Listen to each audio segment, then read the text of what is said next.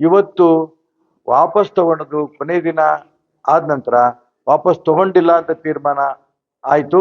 ನಾನು ಸ್ವತಂತ್ರವಾಗಿ ಸ್ಪರ್ಧೆ ಮಾಡ್ತೀನಿ ಅನ್ನೋ ಅಂಶವನ್ನ ಇಡೀ ಲೋಕಸಭಾ ಕ್ಷೇತ್ರದ ಇಡೀ ರಾಜ್ಯ ಜನಕ್ಕೆ ತುಂಬಾ ಸ್ಪಷ್ಟ ಆಗಿದೆ. ನಾನು ಸ್ವತಂತ್ರವಾಗಿ ಸ್ಪರ್ಧೆ ಮಾಡ್ತೀನಿ ಅಂದ ತಕ್ಷಣ ಅನೇಕರು ವಾಪಸ್ ತಗೋತಾರೆ ಅಂತ ಏನು ಮಾನ್ಯ ವಿಜೇಂದ್ರ, ರಾಘವೇಂದ್ರ, ಯಡಿಯೂರಪ್ಪನವರು ಆ ಕುಟುಂಬದವ್ರು ಹೇಳ್ತಾ ಬಂದ್ರು. ಇವರು ಸ್ಪರ್ಧೆ ಮಾಡಿದ್ರೆ ಖಂಡಿತ ನಾವು ನೇರವಾಗಿ ಅವ್ರಿಗೆ ಬೆಂಬಲ ಕೊಡ್ತೀವಿ ಅಂತ ಕಾಂಗ್ರೆಸ್ ನಲ್ಲಿ ಇದ್ದಂಥವ್ರು, ಭಾರತೀಯ ಜನತಾ ಪಾರ್ಟಿಯಲ್ಲಿ ಇದ್ದಂಥವ್ರು, JDS ನಲ್ಲಿ ಇದ್ದಂಥವ್ರು, ಯಾವುದೇ ಪಕ್ಷದಲ್ಲಿ ಇಲ್ಲದೆ ಇರೋಂಥ ವ್ಯಕ್ತಿಗಳು, ಪ್ರಭಾವಿಗಳು ಎಲ್ಲರೂ ಕೂಡ ಹೇಳ್ತಾ ಇದ್ರು. ಇವತ್ತು ಅವರೆಲ್ಲರೂ ನಂಗೆ ಫೋನ್ ಮಾಡ್ತಾ ಇದ್ದಾರೆ, ನೀವು ಇವತ್ತು ಮಧ್ಯಾಹ್ನ 3 ಗಂಟೆಗೆ ವಿಡ್ರಾಯಲ್ಸ್ ಟೈಮ್ ಮುಗಿದ ನಂತರನೂ ಕೂಡ ನೀವು ವಾಪಸ್ ತಗೊಂಡಿದ್ದೀರಿ, ನಮಗೆ ತುಂಬಾ ಸಂತೋಷ ಆಗಿದೆ. ನಿಮ್ ಪರವಾಗಿ ನಾವು ನಿಮ್ ಬೆಂಬಲಕ್ಕೆ ನಿಲ್ತೀವಿ, ನಿಮ್ಮನ್ನು ಗೆಲ್ಲಿಸ್ತೀವಿ ಅನ್ನೋ ಮಾತನ್ನ ಅವರೆಲ್ಲ ದೊಡ್ಡ ಸಂಖ್ಯೆಯಲ್ಲಿ ಹೇಳ್ತಾರೆ. ನಂಗೆ ತುಂಬಾ ಸಂತೋಷ ಆಗಿದೆ. ಈ ಮಧ್ಯೆ ನನ್ಗಿನ್ನೂ ಯಾವುದೇ ಪತ್ರ ಬಂದಿಲ್ಲ ರಾಜ್ಯದ ಅಧ್ಯಕ್ಷರಿಂದ ವಾಪಸ್ ಇದನ್ನ ಉಚ್ಚಾಟನೆ ಮಾಡಿದ್ದೀನಿ ಅಂತನಾಗ್ಲಿ ಅಥವಾ ಸಸ್ಪೆಂಡ್ ಮಾಡಿದ್ದೀನಿ ಅಂತಾಗ್ಲಿ ನನ್ಗೆ ಯಾವುದೇ ಪತ್ರ ಬಂದಿಲ್ಲ. ಆದರೂ ಕೂಡ ನಾನು ಅದನ್ನ ನಿರೀಕ್ಷೆ ಈಗಲೂ ಮಾಡ್ತಾ ಇದ್ದೇನೆ. ಅವ್ರು ಉಚ್ಚಾಟನೆ ಮಾಡಬೇಕು ಅಂತಾನೆ ಕಾಯ್ತಾ ಇದ್ದೆ.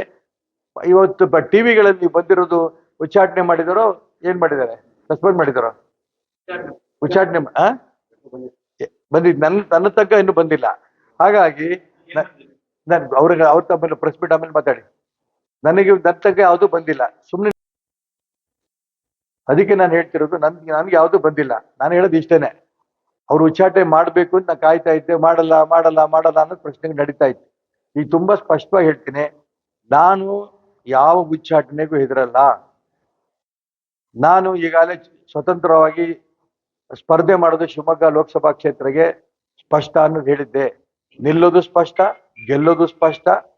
ಮಾನ್ಯ ನರೇಂದ್ರ ಮೋದಿ ಪ್ರಧಾನಮಂತ್ರಿ ಮಾಡೋದಕ್ಕೆ ಕೈ ಎತ್ತೋದು ಸ್ಪಷ್ಟ. ಇದು ತುಂಬಾ ಸ್ಪಷ್ಟವಾಗಿ ನಾನು ಹೇಳಿದ್ದೇನೆ.